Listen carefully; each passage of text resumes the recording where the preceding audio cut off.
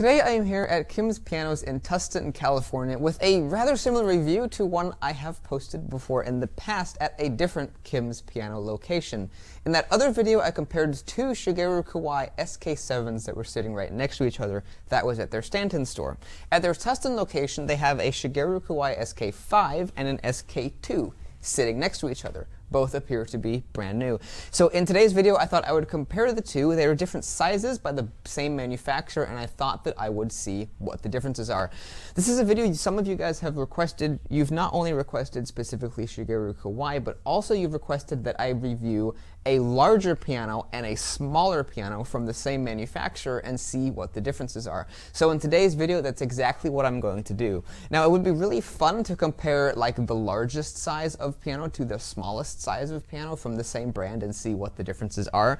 But and I don't have that opportunity here today, but I do believe the SK2 is the smallest Shigeru KawaI, and the SK5 is right about in the middle of the range. It caps out at the SKEX, which is 9 feet, and this one here is right around 6 feet 3 inches or 4 inches. This one here I think maybe is like 6 feet or maybe high end of 5 feet, like 5 feet 11 or something.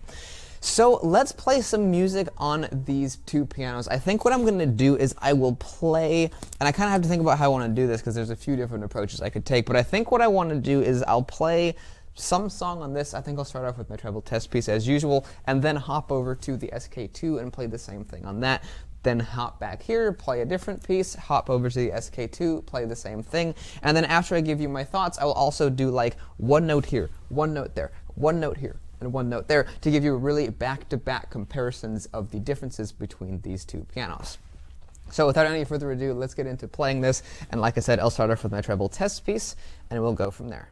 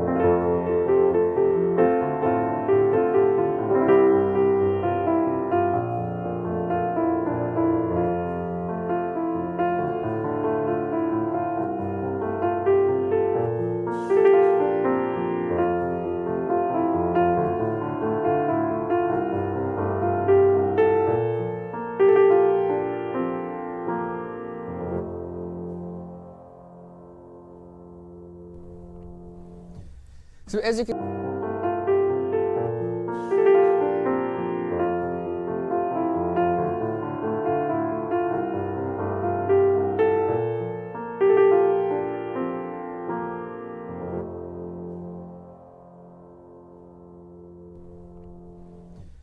So as you can hear, there are some differences between these two pianos. I think the biggest difference here is in the treble of the SK2. Let me double check that's a model yet, SK2. The SK2 has a brighter, icier treble than the SK5, and I'll dive into that more in depth later, but that is the biggest difference I'm noticing between these two pianos.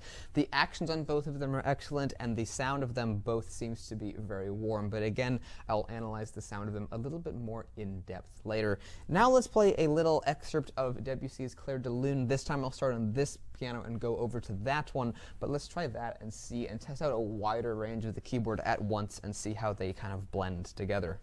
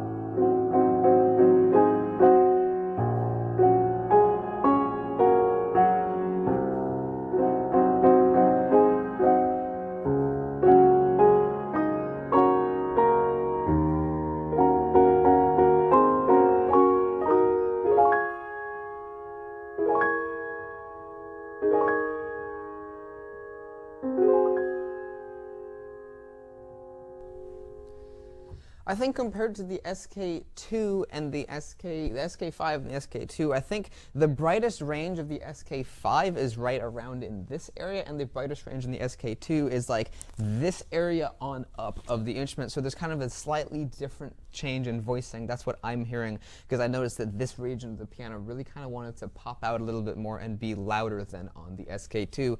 It definitely feels, when you're playing the SK5, it definitely feels like you have more piano under your fingertips, which obviously you do. There's at least a foot difference. Well, maybe not a foot, maybe 6 inches or so. But there is definitely more piano here than on the SK2, and you definitely can feel that there. It feels like you have more power under your control even when playing quietly. So I think one of the next tests I'll do here in the future will be testing out some loud stuff. But first, let's really test out the bass. We use that low E flat on Clair de Lune. Now let's use the low D in my personal bass test piece.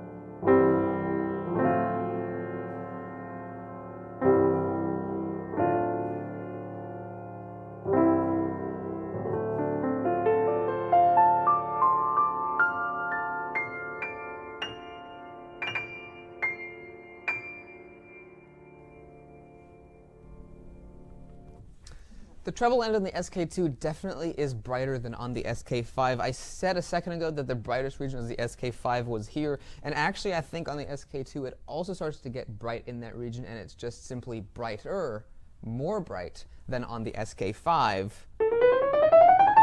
Ah.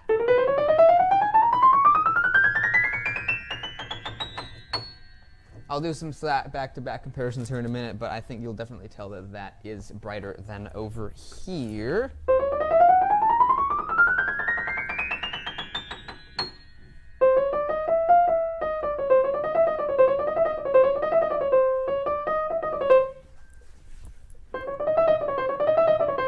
Oddly enough, when I play that region, that one sounds brighter than here, so I don't know. When I'm actually playing music, this one seems a little bit brighter in that region than on the SK5, but when I actually play the same notes, this one seems to be brighter. So that's kind of interesting that that actually seems to have fooled me, confused me, something. I'm a little confused.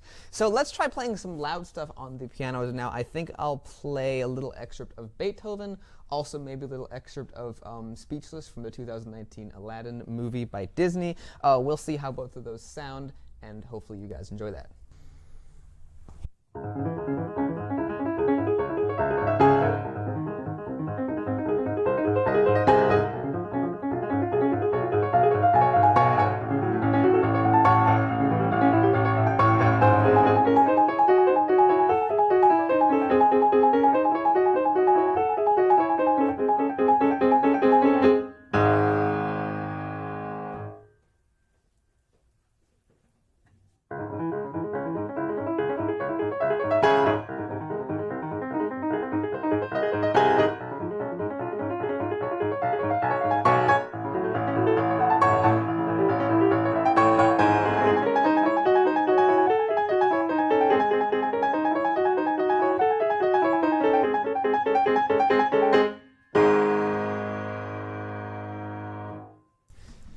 So with that piece of loud music there, just a little excerpt of the third movement of the Moonlight Sonata, you can also hear a difference in tone between these two pianos.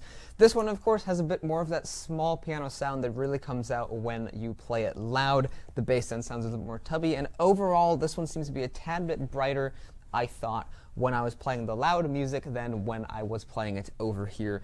This SK5 has a very warm tone in this region of the piano, even when being played loud, and this one here also is a little bit warm, but just seems to be a little bit more brighter, and has a few more kind of like metallic overtones throughout the whole piano than the other one. That's just kind of the tonal quality that I am hearing. Now I think it's time to do some side-by-side comparisons. We've got everything set up for doing loud stuff, so let's try out some loud bass notes down here in this register of the piano, and then I will just do the same exact thing on the other piano as well. So let's start off here, and let's just do like a low D here, and the E,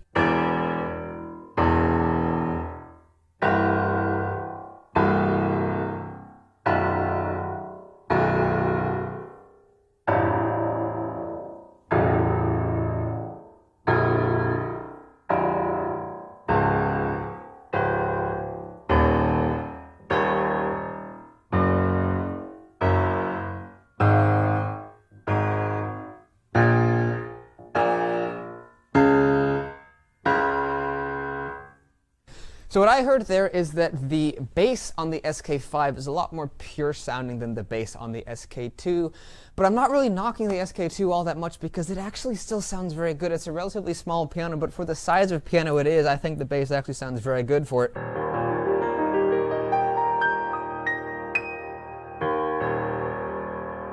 But as you would expect from a larger piano, the bass on the SK5 is more pure, more fat sounding, and more glorious.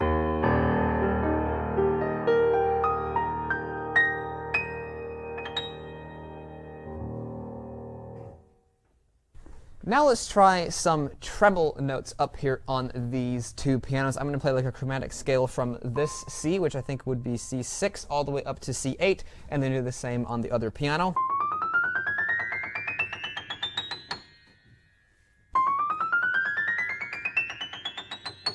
See, to me, I feel like the SK2, and I think I said this earlier, is that I think the SK2 is brighter. If you listen to the top like 4 notes,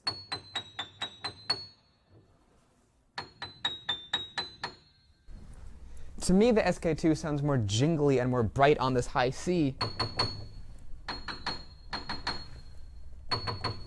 than the SK5, and it also sounds like maybe it's higher pitched too, which is kind of interesting as well. I'm sure this one's just gone a little bit flat. I doubt they tuned them to different stretches. But regardless, those are the very small, subtle differences I'm hearing between these two pianos. In the mid-range, they're practically the same. I could change my opinions here, but here's just like C major chord.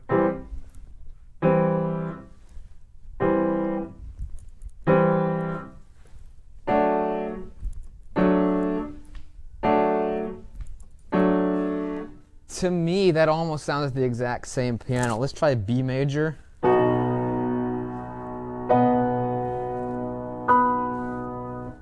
And then over here, I